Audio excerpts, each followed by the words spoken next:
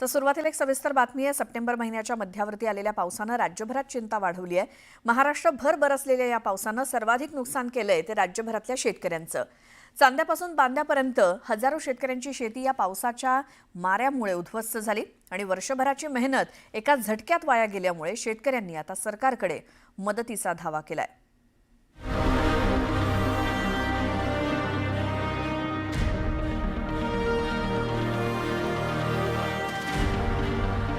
राज्यातल्या मुसळधार पावसानं चांद्यापासून बांद्यापर्यंत शेतीचं झालेलं हे नुकसान।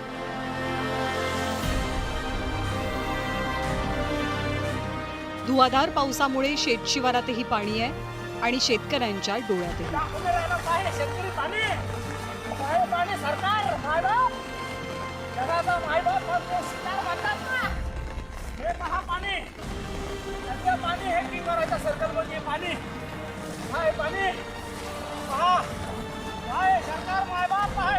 कर्ज काढून पै साठवून जगवलेली शेती पावसाच्या माऱ्यानं वाहून गेली। त्यामुळे आता करायचं काय हा भला मोठा प्रश्न राज्यभरातल्या हजारो शेतकऱ्यांसमोर आवासून उभा आहे। शासनाने काय केलं पाहिजे? शासनाने शेतकऱ्यांना कर्जमाफी करून हेक्टरी 1 लाख रुपये मदत केली पाहिजे। कारण की आजची अशी परिस्थिती झाली आहे बघा, आपण आज व्हिडिओ चालू असतानाही वरून पाऊस येतोय आणि या पावसामध्ये शेतकऱ्यांनी ज्या आशेने हे पिकं घेतलेली असतील ते सर्व पीक त्यांचं वायाला गेलं। कारण की शेतकऱ्यांचे खताचे भाव, नांगरटीचे भाव आणि पिकाला भाव नाही, हे मोठं दुर्दैव आहे। कारण की 2014 पासून किंवा त्याच्या अगोदरही पासून जे सोयाबीनला भाव झालेल्या अतिवृष्टीमुळे नुकसान किती झालंय? शेतकऱ्याचं 100% नुकसान झालं असं मला आजच्या परिस्थितीतून इथं दिसत आहे। बीडच्या शिरापूर धुमाळ गावात पावसानं शेतकऱ्यांच्या शेतात गुडघाभर पाणी साचलं आणि उभी पिकं उद्ध्वस्त झाली आहेत।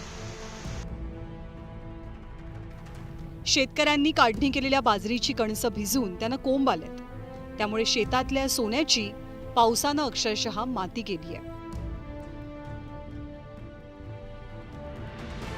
माझ्यासोबत शेतकरी आहेत, त्यांच्या हातामध्ये हे कणीस आहे। या कणसाला जर आपण बघितलं तर समोर अक्षरशः करं फुटलेले आहेत। जी बाजरी आता हातातोंडाशी आलेला घास आहे ना, अशा पद्धतीने अतिवृष्टीनं हिरावून घेतलेला आहे। काय सांगाल, किती एकर बाजरीचं नुकसान झाले आणि हे पाणी आता शेतामध्ये आहे? काल किती पाणी होतं? काल साहेब असंच इतकंच पाणी होतं, ह्याच्यावर जास्त होतं। हे 1 हेक्टरच्या पुढे जमीन आहे। हा बाजरीचं पीक तर आम्ही सगळ्यांनी मिळून बाजूला काढलं ते पाण्यातून आणि आहे हे स्पॉट तुमच्या समोर आहे। जी परिस्थिती बीडमध्ये तीच जालन्यात सुद्धा।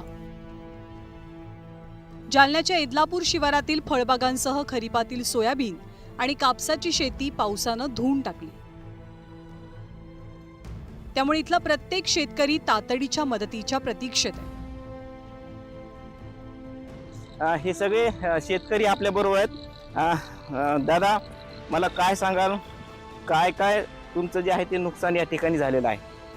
आमची आंबा पिकाची लागवड होती 2 एकर, सोयाबीन आहे, मूग आहे, उडीद आहे। अक्षरशः सगळं पाण्यामध्ये जाऊन उद्ध्वस्त झालेले।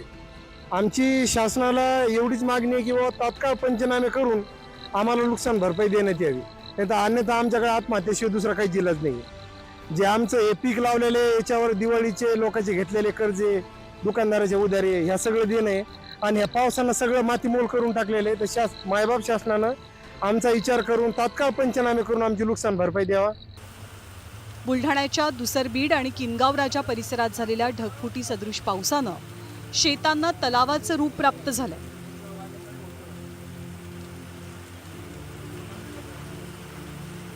सोयाबीन आणि कापसाचं झालेलं नुकसान पाहून शेतकरी वर्गात चिंता पसरली आहे।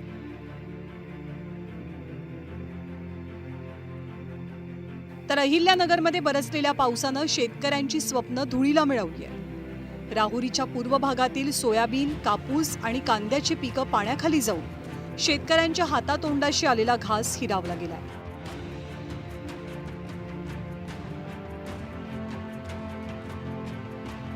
परभणी सुद्धा परिस्थिती काही वेगळी नाही। पिंगळी, टाकळी, धर्मापुरीसह अनेक ठिकाणी पूर परिस्थिती असून शेतात साठलेल्या पाण्यामुळे सोयाबीन, मूग, उडीद ही पिकं हातची जाणार आहेत।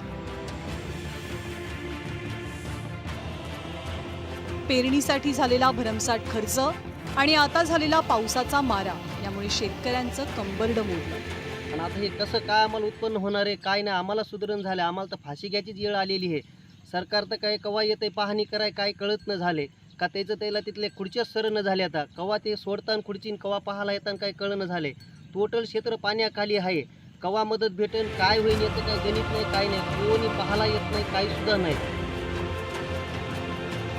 राज्यभरातल्या शेतकऱ्यांची पावसामुळे झालेली बिकट अवस्था पाहता उद्धव ठाकरेंनी तातडीच्या मदतीची अपेक्षाही व्यक्त केली. शेतकऱ्याचं नुकसान झालेलं डोळ्यादेखत दिसतंय, तरी देखील तुम्ही पंचनामे केल्यानंतर त्याला पैसे देणार.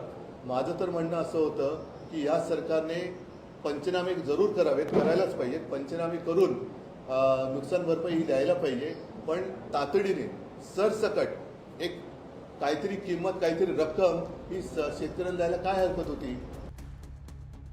राज्यभरातल्या शेतकऱ्यांनी मोठ्या कष्टानं पिकवलेल्या आणि जगवलेल्या पिकांची पावसानं दुर्दशा केली आहे. शेतकऱ्यांची वर्षभराची स्वप्न या पावसानं वाहून नेली आहे. त्यामुळे बळीराजाला सरकारी मदतीचा हात हवाय आणि तो लवकरात लवकर मिळावा इतकीच अपेक्षा.